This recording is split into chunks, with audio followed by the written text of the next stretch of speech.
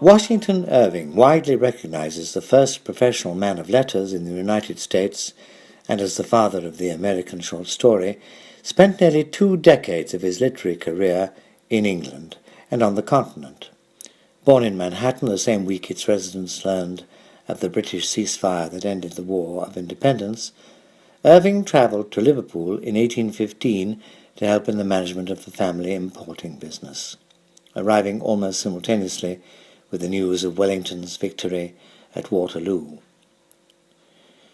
Through 1819 and 20, he published in serial form his most important work, the Sketchbook of Geoffrey Crayon, Gent, a collection of essays and short stories. The sketches are mostly focused on England and Irving's impression as an American abroad of English customs, but some of the stories have old New York settings, the most famous Rip Van Winkle. Incidentally, it was Irving who gave New York City its nickname Gotham and who coined the term Knickerbocker, which became synonymous with any native or resident of New York. In 1824, again under the pseudonym Geoffrey Crayon, a fictionalized version of himself, Irving published his Tales of a Traveller.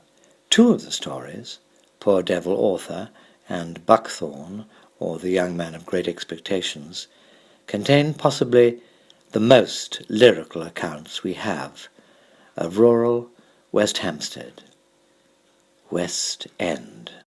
It was broad summer. The haymakers were at work in the fields, and the perfume of the new-mown hay brought with it recollections of my native fields. I cannot tell you how many delicious hours I have passed lying on the cocks of new-mown hay on the pleasant slopes of some of those hills, inhaling the fragrance of the fields, while the summer fly buzzed about me, or the grasshopper leapt into my bosom, and how I have gazed with half-shut eye upon the smoky mass of London, and listened to the distant sound of its population. Anyone that has looked down upon the fields of West End with its soft bosom of green pasturage lying open to the south, and dotted with cattle, the steeple of Hampstead rising among rich groves on the brow of the hill, and the learned height of Harrow in the distance, will confess that never has he seen a more absolutely rural landscape in the vicinity of a great metropolis. The tale of Buckthorn also reveals an intimate knowledge of the revels of West End fare, as the narrator remembers his time as a vagabond player amidst its tents and booths and party-coloured groups, all brightening in the sunshine and gleaming among the trees, and its gay flags and streamers fluttering in the light summer airs.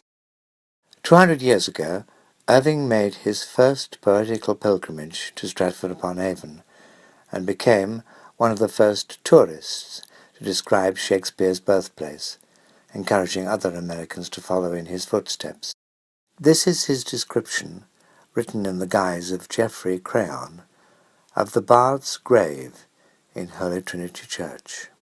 He lies buried in the chancel of the parish church, a large and venerable pile, mouldering with age, but richly ornamented. It stands on the banks of the Avon, on an embowered point, and separated by adjoining gardens from the suburbs of the town.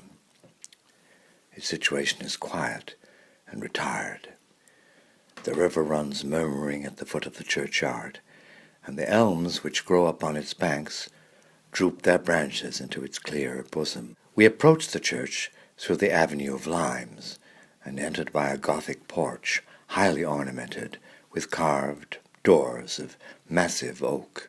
The interior is spacious, and the architecture and embellishments superior to those of most country churches. The place is solemn and sepulchral. A flat stone marks the spot where the bard is buried. Just over the grave, in a niche of the wall, is a bust of Shakespeare, put up shortly after his death and considered as a resemblance. The aspect is pleasant and serene, with a finely arched forehead, and I thought I could read in it a clear indication of that cheerful, social disposition by which he was as much characterized among his contemporaries as by the vastness of his genius. As I trod the sounding pavement, there was something intense and thrilling in the idea that in very truth the remains of Shakespeare were mouldering beneath my feet.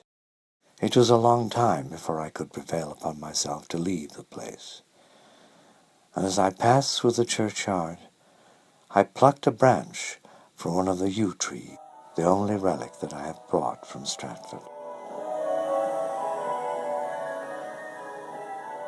On the 17th of October 1897, another Irving, the great actor Henry, who is said to have chosen his stage name in honor of Washington Irving's Sketchbook, unveiled the American fountain and clock tower which stand in the market square on Rother Street, and was presented to the town of Stratford-upon-Avon by the newspaper proprietor George W. Childs of Philadelphia, in tribute not only to Shakespeare, but also to Queen Victoria's Golden Jubilee.